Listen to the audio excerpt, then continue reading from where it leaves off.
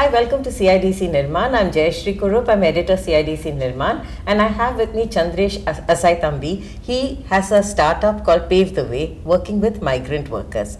Chandiresh, help us understand what your project is all about. My project is a passion project that I started from the COVID-19 pandemic. The pandemic highlighted the biggest fragilities of our society, where a lot of workers were displaced and didn't have a place to go.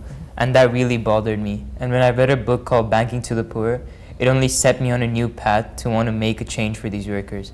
So I'm working on financial literacy for construction workers and making sure that they can access the welfare schemes that they so desperately need. My project aims on ensuring that basic skills like financial skills like savings, budgeting, banking, skills that we take for granted are actually given to the construction workers. How do you do that? So right now we're working on a website that makes the project scalable, and these websites have animated videos that are translated in the languages of the workers, because a lot of these workers are illiterate, and these animated videos make sure that the workers understand what they listen to and also feel engaged in the process. Okay. How do the workers access this?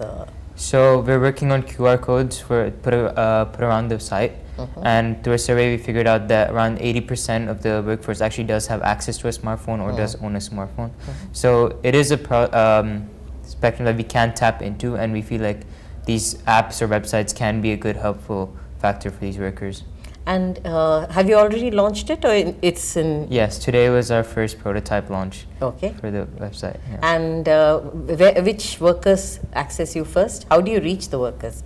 So the first step is the employers accessing the employers, and then we go down the ladder, making sure that everyone is educated. It doesn't just mean the bottom, it also includes the HR, the project managers.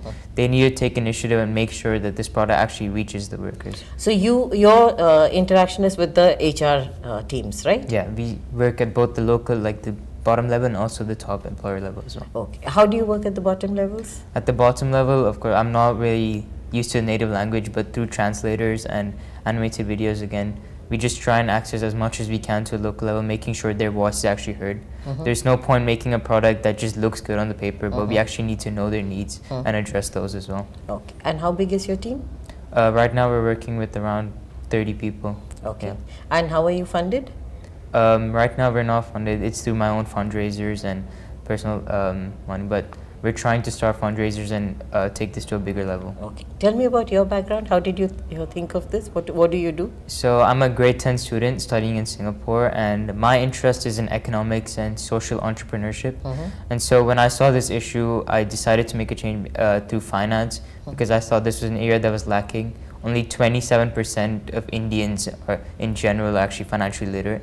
So this was a huge market that can still be tapped into. It's not just the informal sector, but the general population as well that needs this education. Yeah. And you said that this is to help the workers access the funds that they are entitled to. Yeah. Tell us about this kind of schemes that you have built into your project. So the biggest scheme that we're working with is the Building and Other Construction Workers scheme.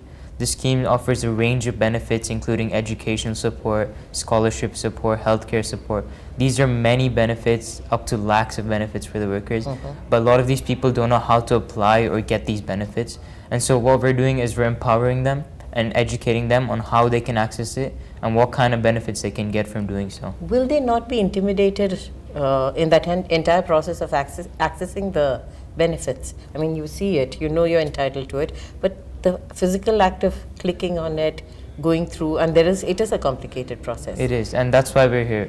Like, if we weren't there to help, sure, it would have been intimidating, but we're here to take them through every step-by-step way. We're creating guides and educational modules to do just that, make sure that they're comfortable with accessing these schemes and getting the benefits. And you have any numbers? How many people are you planning to? So far, we've helped 2,500 workers and 6,000 indirectly, and we're planning to get to 10,000 by the end of 2026. Okay. Do the employers help them access these portals and things like that? Yeah. So employers do help them sign up for the schemes, but what I'm doing is taking it a step further and teaching them about the benefits that the schemes provide, because not just signing up is enough. They actually need to know how to get the benefits and what the benefits are. Right. And that's what we're working on. Okay. And once they access the benefits, is there anything about how they can manage these funds? Yeah, so that comes into our financial literacy manner. where we're teaching them how to do financial planning, savings, planning for the future, insurance. Because a lot of these workers, as soon as they get their money, they just spend it, and they have no savings habit. So in times of difficulty, they don't have the money to spend.